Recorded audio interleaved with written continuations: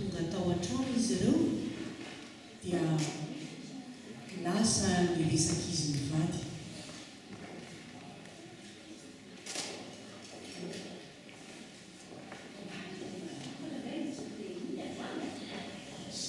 Zaho dia tsy naheno mihitsy e. Inona ny fantarazay tao?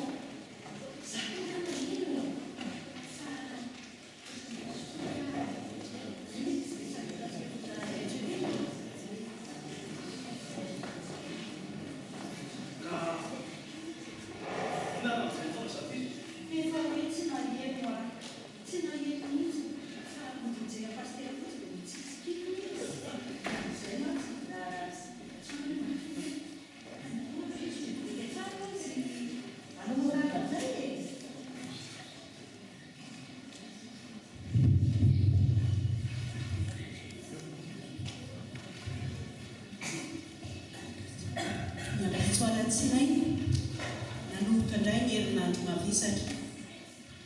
Ny ao an-tokantrano tsy misy filaminana fa korontana sy fanahina lava izao.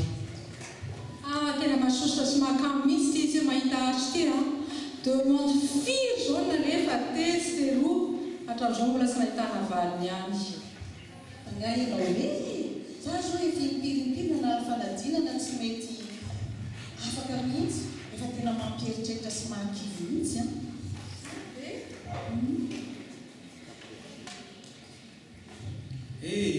Ny akory moa ty miasa mandreraka sady karama kely nefa tena efa osy ary tsy dia afaka misy miasa firy tsony. Ny anareo koa moa ty ohatrany variana fotsiny mihamiry fa toatrany tsy tena misy mianana atao loatra atao trano ato.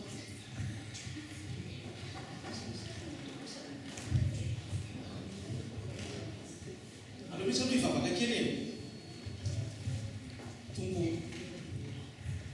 ianao izay mahazo tokoa izao ampio izahay ampio ny fianakavianay amin'izao fahoriana sy fahantrana mahazo anay izao.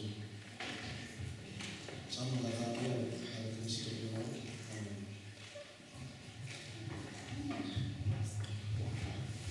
Mipetraka tato amin'ny tokantrano ty loatra dia olana mavo ary tosaribahana mihitsy ny fahitana azy. Ny akizitina raha manitra ka